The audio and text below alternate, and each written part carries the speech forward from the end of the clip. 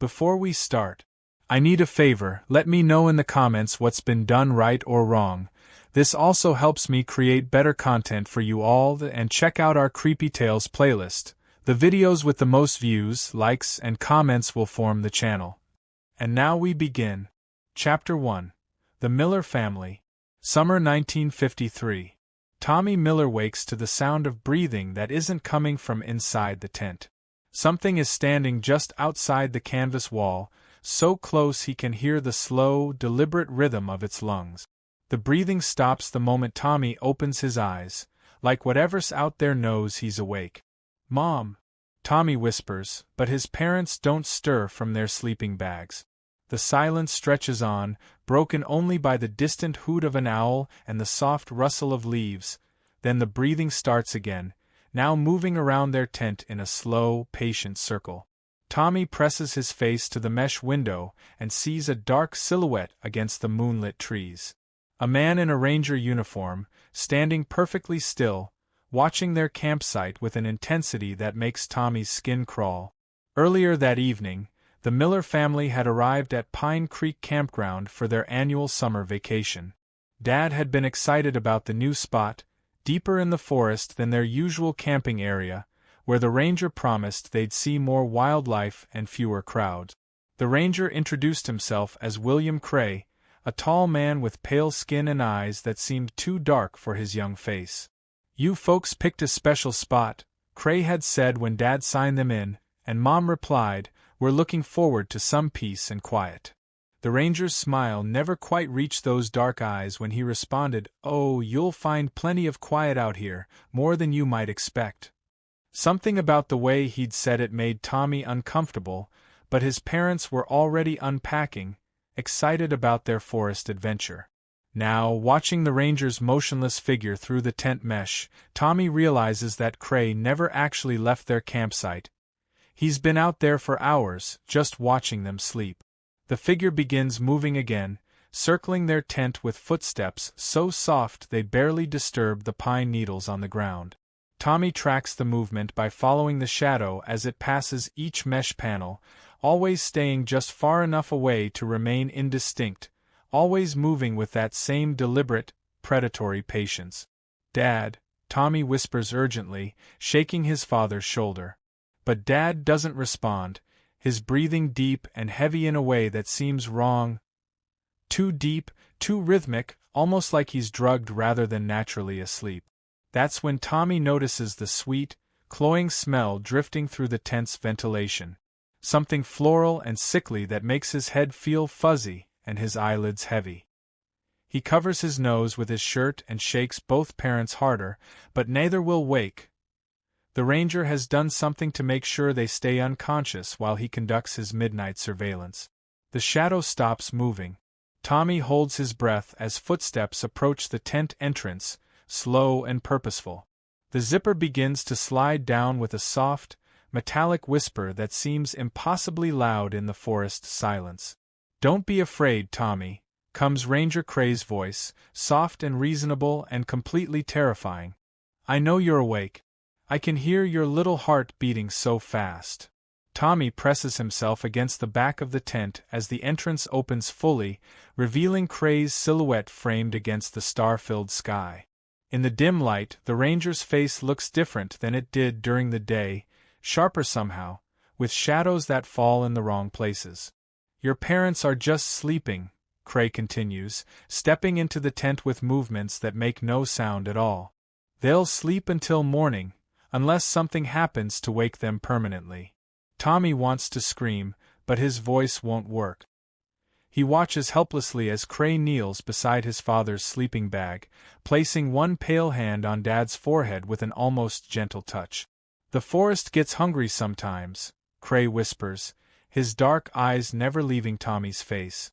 "It needs to feed on certain emotions, strong emotions, the kind that only come from very specific circumstances." The ranger's touch causes Dad to stir slightly, and Tommy sees his father's face contort in the grip of some terrible nightmare. Cold sweat beads on Dad's forehead as his breathing becomes labored and frightened, though he remains unconscious. "Fear is the richest nourishment," Cray explains conversationally, moving his hand to Mom's forehead and triggering the same response. But it has to be genuine, authentic, the kind that comes from real understanding of helplessness. Tommy finally finds his voice. "Please don't hurt them," he stammers, and Cray smiled with too many teeth. "Oh, I'm not going to hurt them," the ranger replied. "You are." Before Tommy can ask what that means, Cray produces a hunting knife from his belt, its blade catching the moonlight with a hungry gleam. He places the weapon in Tommy's small hands, wrapping the boy's fingers around the handle with his own cold grip. "The forest needs a sacrifice," Cray whispers directly into Tommy's ear. "Your parents are already lost. They're trapped in nightmares they'll never wake from naturally. But you can end their suffering, or you can let them experience every terror the human mind is capable of producing, over and over, until their hearts simply give out from fear." Tommy tries to drop the knife, but Cray's grip forces his hands to keep holding it. Through his parents' sleeping bags, he can see their bodies writhing as the nightmares intensify, hear their unconscious whimpers of terror as whatever Cray has done to them plays out behind their closed eyelids. "Choose quickly," Cray continues. "Each moment you hesitate, their dream terror grows stronger. They're experiencing their worst fears multiplied by 1,000 right now, and it's only going to get worse." Dad lets out a muffled scream in his sleep, his body arching in obvious agony. Mom begins sobbing unconsciously, tears streaming down her face as she experiences horrors Tommy can't imagine. "Make it stop," Tommy begs, and Cray nodded approvingly. "You know how," the ranger replied. Tommy looks at the knife in his hands, then at his parents' tortured faces. He understands with awful clarity that this isn't really a choice, it's a design. Cray has orchestrated this moment perfectly, creating a scenario where mercy and murder become the same act. "The forest appreciates sacrifice," Cray whispers. "But it treasures corruption even more. The fear of a child forced to kill those he loves, that's the richest feast of all." Tommy realizes he's trapped in something far worse than a simple murder. This ranger isn't just killing people. He's crafting elaborate scenarios designed to generate the most potent terror possible. The forest doesn't just want death. It wants the destruction of innocence, the breaking of love, the transformation of family bonds into instruments of horror. "I won't do it," Tommy whispers, but his parents' nightmare screams are getting louder. "Then they'll suffer forever," Cray replied simply. "Conscious enough to feel every terror, unconscious enough never to escape it. I've seen strong men last 3 days in that state before their hearts exploded from fear. Children usually break much faster." Tommy looks at the knife, then at his parents, then at Ranger Cray's expectant face. He understands that whatever choice he makes, the forest wins. If he kills them, it feeds on his corruption and their final terror. If he doesn't, it feeds on their prolonged agony and his helpless guilt. There is no right answer, which is exactly what makes it so perfect for Cray's purposes. "Please," Tommy whispers one final time, and Cray's smile grows impossibly wide. "The forest is always hungry," the ranger replied softly. "And fear never runs out." The knife trembles in Tommy's hands as his parents' nightmare screams echo through the silent forest, and somewhere in the darkness beyond the tent, something ancient and terrible stirs with anticipation, ready to feast on whatever choice an 8-year-old boy makes in his moment of impossible horror. Chapter 2. The Fletcher Reunion. Summer 1978. Sarah Fletcher recognizes the ranger the moment he steps out of the woods to greet their family reunion group. 25 years have passed since she last saw that pale face with its 2 dark eyes, but William Cray looks exactly the same, not a day older, not a single line added to his ageless features, still wearing what appears to be the identical uniform from her childhood nightmares. "Well, hello there, Sarah Miller," Cray says with that same cold smile, and Sarah's blood turns to ice water when he continues, "Though I suppose it's Sarah Fletcher now, isn't it?" Sarah's husband Mike looks confused as he replies, "Do you two know each other?"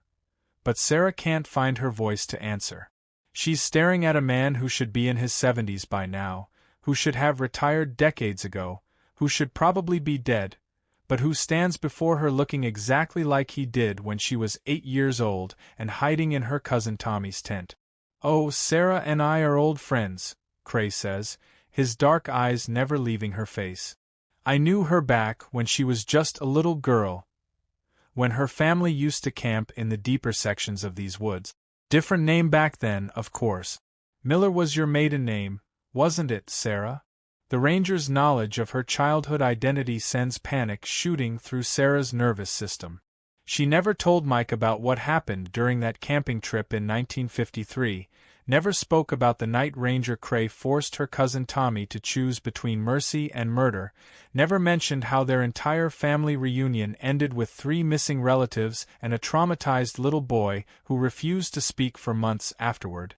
Mike knows she grew up with the last name Miller, but he doesn't know about the horror that came with it. "I think you have me confused with someone else," Sarah manages to say, but her voice shakes and Cray's smile widens to show too many teeth. "Oh no, I never forget a face," the ranger replies.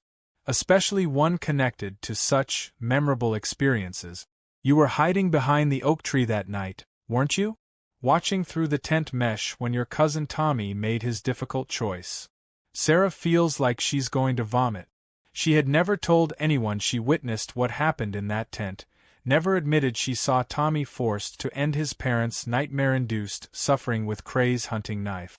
The memory has haunted her for 25 years, and now the same impossibly young ranger is standing here acknowledging it like it happened yesterday. "What's going on?" Mike asks, sensing the tension but not understanding its source, and Sarah turns to him desperately. "We need to leave," she whispers urgently. "Right now. Pack everything up and get back to the car." But Cray steps closer, his movement cutting off their path to the parking area. "Now that's hardly neighborly," he says conversationally. "You've come all this way for your family reunion. It would be a shame to leave without enjoying everything these woods have to offer." Sarah's 8-year-old daughter Amy looks up from collecting pine cones to ask Mom, "Who is this man?" And Sarah sees Cray's dark eyes shift to focus on the child with obvious interest. "I'm Ranger Cray," he tells Amy with false warmth. "I've been taking care of these woods for a very long time, watching over all the families who come to visit." The way he says, "watching over," makes Sarah's skin crawl. She grabs Amy's hand and pulls her close, remembering how Cray's supernatural abilities had trapped Tommy's parents in nightmares they couldn't escape. Whatever entity possessed this ranger 25 years ago is still active, still hungry, still using Cray as its instrument of terror. "Your daughter has your eyes," Cray observes, still focused on Amy. "Such beautiful, innocent eyes, the kind that reflect fear so perfectly when the circumstances are right." Mike finally understands that something is seriously wrong. "Okay, that's enough," he says firmly, stepping between Cray and his family. "I don't know what kind of game you're playing, but we're leaving now." Cray doesn't move aside. Instead, he reaches into his shirt pocket and produces a yellowed photograph, holding it out for them to see. The image shows a much younger Sarah standing beside her cousin Tommy at what appears to be a family camping trip. The same trip where Tommy's parents disappeared and were never found. "I keep pictures of all my special visitors," Cray explains casually. "Helps me remember the important moments. This one was taken just hours before your cousin learned what real sacrifice means." Sarah snatches the photograph from his hands, her adult mind reeling at the impossibility of what she's seeing. Not only has Cray not aged in 25 years, but he's been carrying this photo all that time, keeping it like a trophy of his victims. "How is this possible?" she whispers, and Cray's smile becomes almost gentle. "The forest takes care of those who serve it faithfully," he replies. "Time moves differently for people who understand their true purpose, who know how to feed the hunger that lives in these ancient woods." Amy tugs on Sarah's sleeve. "Mommy, what's he talking about?" she asks, and Sarah realizes with growing horror that her daughter is displaying the same innocent curiosity that made Tommy such a perfect victim 25 years ago. "Amy, get behind me," Sarah commands, but Cray is already moving with that same inhuman grace she remembers from her childhood. In one fluid motion, he produces a small leather pouch from his belt and blows its contents toward their family group. The powder hits them like a cloud of sweet-smelling dust, and Sarah immediately recognizes the scent, the same cloying floral smell that had drugged Tommy's parents into nightmare-filled unconsciousness. She tries to hold her breath, tries to cover Amy's nose and mouth, but it's too late. Mike staggers as the drug takes effect, his eyes becoming glassy and unfocused. "Sarah," he mumbles thickly, "something's wrong? I can't." "The adults will sleep," Cray explains conversationally as Mike collapses to the forest floor. "But children have such active imaginations. The powder affects them differently, makes them more receptive to suggestion." Sarah fights against the drug's effects, but her limbs are becoming heavy and unresponsive. Through her fading consciousness, she sees Amy standing perfectly alert, unaffected by the powder but staring at Cray with wide, fascinated eyes. "Hello there, little one," Cray says softly, kneeling down to Amy's eye level. "Would you like to play a special game? The kind of game only very brave children can play." Sarah tries to scream a warning, but only a weak whisper emerges from her drugged throat. She's helpless to watch as Cray begins the same psychological manipulation that destroyed her cousin's innocence 25 years ago. "Your parents are going to have some very scary dreams," Cray tells Amy gently. "Dreams so frightening that they might never wake up, unless someone helps them. Someone very brave and very loving." Amy looks down at her unconscious parents with growing concern. "Will they be okay?" she asks, and Cray shakes his head sadly. "That depends on you," he replies. "The forest needs something from your family. Something very special. And you're the only one who can provide it." Sarah watches in drugged horror as Cray produces the same hunting knife he'd given to Tommy decades ago, its blade still gleaming with that same hungry light.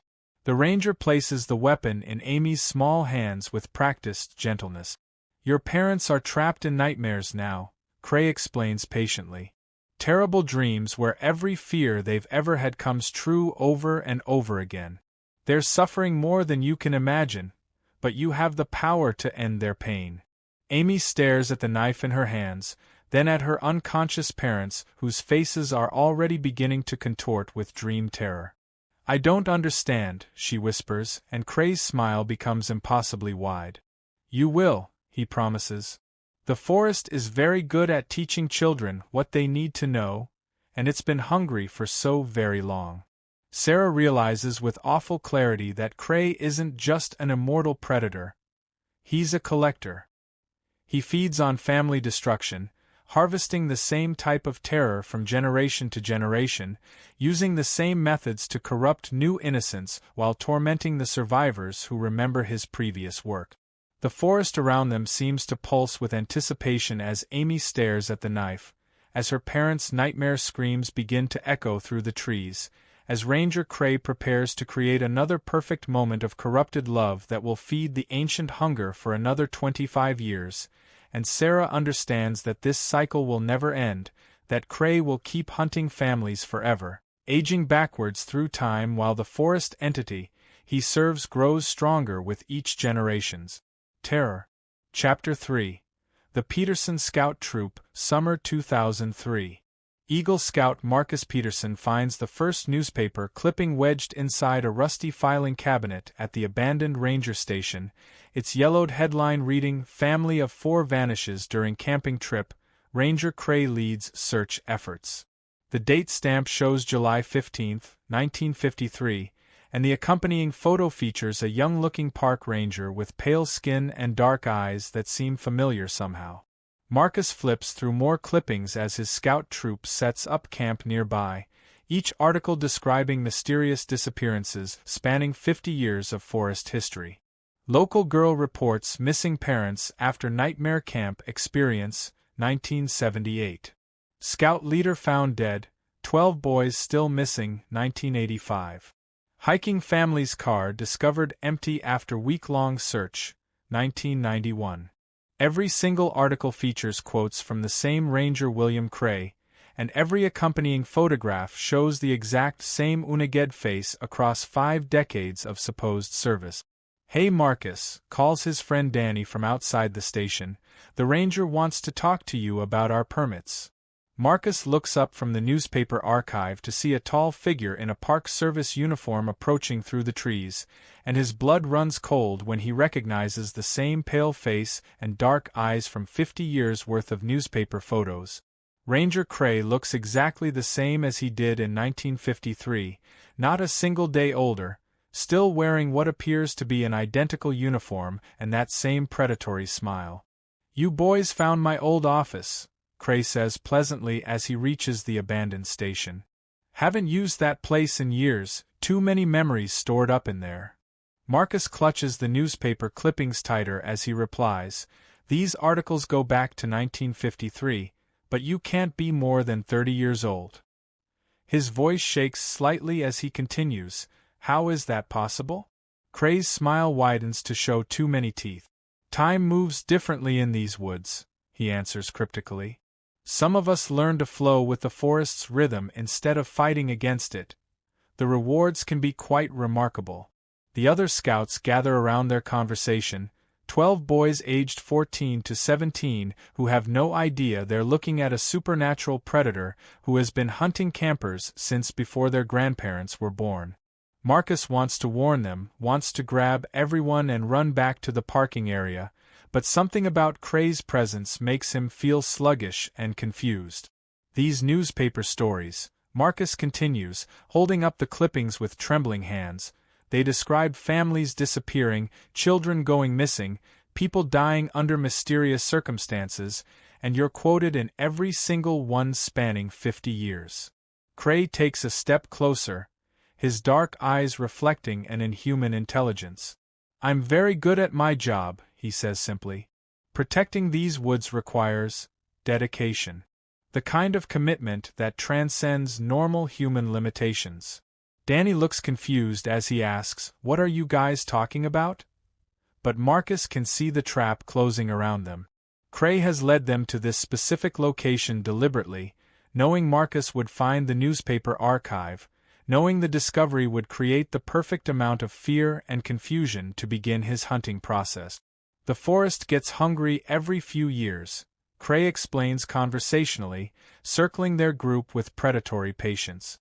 "It needs specific nourishment, the kind that only comes from particular emotional experiences." Marcus finally understands what he's looking at. Not just an immortal park ranger, but something that feeds on terror, something that has been systematically hunting families and scout troops for decades, perfecting its methods through 50 years of practice. "You're not human," Marcus whispers, and Cray laughs with genuine amusement. "I'm evolved," the ranger corrects. "Enhanced by forces older than human civilization, granted abilities that allow me to serve the forest's true needs." The other scouts are beginning to sense danger now, their survival instincts finally overriding whatever supernatural influence Cray projects. Tommy Sanders backs toward the tree line as he asks, "Marcus, what's going on?"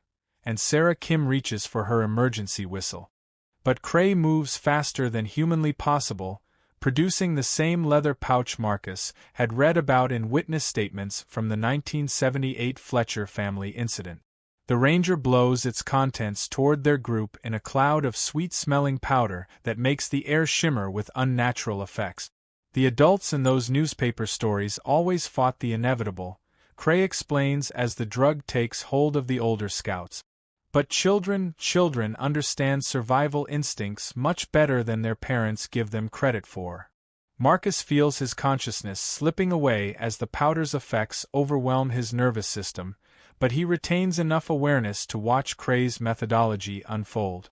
The oldest scouts collapse first, their bodies falling into the same drugged unconsciousness that had claimed countless victims over the decade. The youngest boys remain standing but appear dazed and suggestible. 50 years of practice has taught me efficiency, Cray continues, kneeling beside the unconscious scouts and placing his pale hands on their foreheads.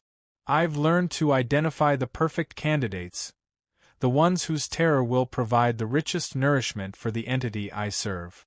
Through his fading consciousness, Marcus watches the fallen scouts begin to writhe in nightmare-induced agony, their faces contorting with the same dream terror he'd read about in survivor testimonies. Cray's touch doesn't just cause unconsciousness. It traps victims in manufactured nightmares designed to generate maximum fear. The younger boys will have choices to make, Cray explains to Marcus's semi-conscious form. The same beautiful choices I've been offering children for 50 years, mercy or murder, love or corruption, salvation or damnation. Marcus tries to fight against the drug's effects, tries to warn the younger scouts who are still standing, but his voice emerges as barely a whisper. He can only watch helplessly as Cray produces his hunting knife and begins approaching the dazed younger boys with practiced patience. 50 years of perfecting this process, Cray continues conversationally. 50 years of learning which psychological pressures create the most exquisite terror, 50 years of feeding an ancient hunger that grows stronger with each generation's sacrifice. The youngest scout, 14-year-old Billy Martinez, stares at the knife in Cray's hands with growing comprehension. "What do you want from us?" he asks, his voice small and frightened. "The same thing I've always wanted," Cray replies gently. "The same thing the forest has needed for longer than human memory. The sweet terror that comes from impossible choices, the corruption of innocence, the destruction of trust and love through carefully orchestrated horror." Marcus realizes with awful clarity that the newspaper archive wasn't just stored in the abandoned station by accident. Cray had left it there deliberately, knowing that eventually some curious scout would discover the pattern, would piece together the impossible truth about his immortal hunting cycle. The discovery itself was part of the psychological manipulation. "You wanted me to find those articles," Marcus gasps through the drug's effects, and Cray nods approvingly. "Knowledge makes the terror so much richer," the ranger confirms. "When victims understand the scope of what they're facing, when they realize they're not dealing with a simple murderer but with something that has been perfecting its craft for decades, the fear becomes transcendent." Billy and the other young scouts are beginning to understand their situation as the unconscious older boy's nightmare screams echo through the forest. Cray offers the hunting knife to Billy with the same gentle patience he'd shown Tommy Miller in 1953 and Amy Fletcher in 1978. "Your friends are trapped in horrors beyond imagination," Cray explains softly. "Dreams where every fear they've ever had multiplies and intensifies until their minds begin to shatter, but you can end their suffering. You can show them mercy." Billy stares at the knife, then at his writhing friends, then at Cray's expectant face. Marcus can see the same terrible understanding dawning in the boy's eyes that had destroyed children for 50 years, the recognition that mercy and murder have become the same act, that love itself has been transformed into an instrument of horror. "This is what you've been doing for 50 years, Marcus whispers, and Cray's smile becomes almost paternal. "Practice makes perfect," the ranger replies. "And the forest is always hungry for more." The knife trembles in Billy's hands as his friend's nightmare screams grow louder, and Marcus understands that he's witnessing the continuation of a cycle that has been repeating itself across generations, feeding something ancient and terrible that uses Ranger Cray as its immortal harvesting tool, growing stronger with each family's destruction while planning for the next group of victims who will discover those same newspaper clippings and face the same impossible choices in an endless pattern of supernatural predation. Chapter 4. The Ancient Compact. The Truth Revealed. It began in the winter of 1952 when rookie ranger William Cray got lost during a blizzard while tracking poachers in the deepest section of the forest. Half frozen and delirious from hypothermia, he stumbled through snow-covered terrain that didn't match any map he'd ever studied, following what appeared to be ancient stone markers that led deeper into woods that seemed older than the surrounding forest. The markers guided him to a clearing where no snow had fallen despite the raging storm above, where massive trees formed a perfect circle around something that made his mind struggle to process what he was seeing: a throne carved from living wood, its surface covered in symbols that hurt to look at directly, pulsing with a green bioluminescent glow that seemed to emanate from within the wood itself. "Lost little ranger," came a voice that sounded like wind through leaves mixed with the death rattles of dying animals, "so far from your designated trails, so close to understanding what these woods really are." Cray approached the throne despite every survival instinct screaming at him to run, drawn by a hypnotic compulsion he couldn't resist. As he got closer, he could see that the throne wasn't just carved from wood. It was grown from it, shaped by centuries of guided growth into a seat of power that predated human civilization by millennia. "I am Thane the Fear Feeder," the voice continued, emanating from everywhere and nowhere at once, guardian of the spaces between terror and death, collector of the emotional energies that sustain ancient powers, and you have wandered into my domain at precisely the moment I require a new servant. The entity's presence filled Cray's mind with visions of the forest's true history: thousands of years of human sacrifice, generations of travelers who vanished without trace, centuries of terror carefully harvested by supernatural forces that viewed human fear as the most potent form of nourishment available in the physical realm. "Your species produces such exquisite terror," Thane explained as Cray sank to his knees before the living throne, "but harvesting it requires finesse, subtlety. Someone who understands human psychology intimately enough to craft scenarios that generate maximum emotional intensity." Cray wanted to flee, wanted to report his discovery, wanted to do anything except listen to the entity's seductive offer, but the visions flooding his consciousness showed him possibilities beyond human imagination. Power over life and death, immunity to aging and disease, abilities that would make him more than human while serving purposes greater than individual existence. "Serve me faithfully," Thane whispered directly into his mind, "and I will grant you immortality. Feed me the terror of families, the corruption of innocence, the destruction of love through carefully orchestrated horror, and you will become my eternal instrument of harvest." The choice seemed simple in his hypothermic delirium: death by freezing in unknown woods, or transformation into something greater through supernatural compact. Cray pressed his hand against the living throne's surface and felt Thane's power flow into his body like liquid fire. 70 years later, in the summer of 2023, Ranger William Cray stands before that same throne as his latest harvest nears completion. The Peterson Scout Troop's terror has been collected and processed, their fear converted into the emotional energy that sustains Thane's existence across centuries of patient feeding. "Faithful servant," the entity speaks through the living wood, its voice now as familiar as his own heartbeat. 70 years of dedicated service, 70 years of perfect harvests, 70 years of feeding my endless hunger with the terror of the young and innocent. Cray kneels before the throne as he has every few years since 1952, reporting his activities to the ancient power that owns his soul.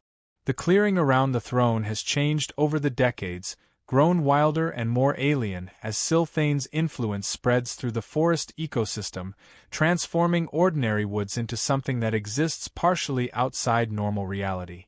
"The modern world presents new challenges," Cray reports dutifully. "Cell phones, GPS devices, improved search and rescue techniques, but also new opportunities. Social media allows me to research potential victims more thoroughly, to understand their psychological vulnerabilities before they even arrive." The throne pulses with pleased energy as Thane processes the information. "Adaptation is essential for long-term survival," the entity agrees. "Those who serve me must evolve with changing circumstances while maintaining dedication to our eternal purpose." Through their supernatural bond, Cray can feel Thane's vast consciousness extending beyond this forest, connecting to other entities across the world, part of a network of ancient powers that have been feeding on human terror since civilization began. He is just one servant among thousands, each tending their assigned territories, each harvesting fear to sustain beings older than recorded history. The Peterson boy provided exceptional terror, Cray continues his report. His understanding of the pattern, his knowledge of my previous hunts, it amplified his fear exponentially when he realized the scope of what he faced. Knowledge-enhanced terror is Sylthane's favorite delicacy, the reason the entity encourages its servants to leave evidence trails for future victims to discover. The newspaper clippings, the survivor testimonies, the documented pattern of disappearances, all carefully orchestrated to ensure that some victims understand exactly what they're dealing with, multiplying their terror through comprehension of the impossible. And what of future harvests? Sylthane inquires, its consciousness probing Cray's memories for useful intelligence. Technology continues to evolve, Cray responds. But human psychology remains constant. Fear of death, fear for loved ones, fear of corruption and moral compromise. These vulnerabilities are hardwired into your species. They provide reliable access points regardless of technological advancement. The entity's satisfaction radiates through their connection like warm sunlight. 70 years of faithful service have made Cray more than human but less than free, transformed into something that exists primarily to feed an ancient hunger while retaining just enough humanity to understand what he's become. There is a new development, Sylthane announces, and Cray feels the entity's consciousness focusing on him with unusual intensity. Other servants across the network have reported increased resistance from human authorities.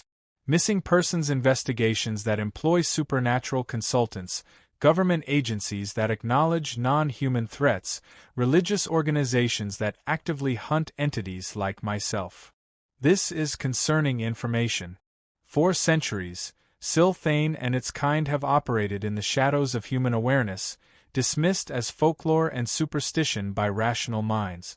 If that protective ignorance is beginning to erode, it could threaten the entire feeding network. What are your instructions? Cray asks, though he suspects he already knows the answer. Acceleration, Sylthane replies simply. The age of subtle harvesting may be ending. If humanity is developing the ability to recognize and combat our influence, we must gather as much nourishment as possible before that capability fully develops. Cray understands the implications immediately. Instead of hunting every few years, he'll need to increase his frequency. Instead of targeting single families or small groups, he'll need to orchestrate mass terror events. Instead of careful psychological manipulation, he'll need to embrace more direct supernatural intervention. The forest can support expanded operations, he confirms. There are several summer camps in the region, multiple hiking trails that see heavy traffic, annual festivals that draw large crowds, opportunities for harvesting on an unprecedented scale. The living throne pulses with anticipatory hunger as Sylthane processes these possibilities. Begin immediately, the entity commands. Transform this entire region into a feeding ground. Let the woods themselves become instruments of terror. Cray feels new power flowing into him through their connection, abilities beyond anything Sylthane has granted him in 70 years of service. The capacity to influence weather patterns, to manipulate plant and animal behavior, to project fear directly into human minds across vast distances. The forest itself will become his hunting tool. And if the human authorities investigate? Cray asks. Then they will provide additional nourishment, Sylthane replies with cold amusement. Fear enhanced by professional training and supernatural knowledge, such terror would sustain me for decades. Cray rises from his kneeling position as the entity's new power settles into his enhanced physiology. 70 years of faithful service have prepared him for this moment, when subtle harvesting gives way to supernatural warfare, when the ancient compact between human and inhuman finally reveals itself to a world unprepared for the truth. The age of hiding ends now, Sylvain declares as the living throne begins to pulse with malevolent energy that spreads through the forest's root system. Let humanity learn what has been feeding on their terror for millennia. Let them understand that some hungers are too ancient and too powerful to ever satisfy. Cray walks back toward the human world with abilities that will transform him from mere predator into something approaching a force of nature, ready to begin harvesting terror on a scale that will feed Sylvain's endless hunger while revealing to humanity that their worst nightmares about the dark spaces of the world have always been horrifyingly true. I hope we have satisfied that itch in the back of your brain. Again, check out our Creepy Tales playlist. Like and share if you want more videos like this.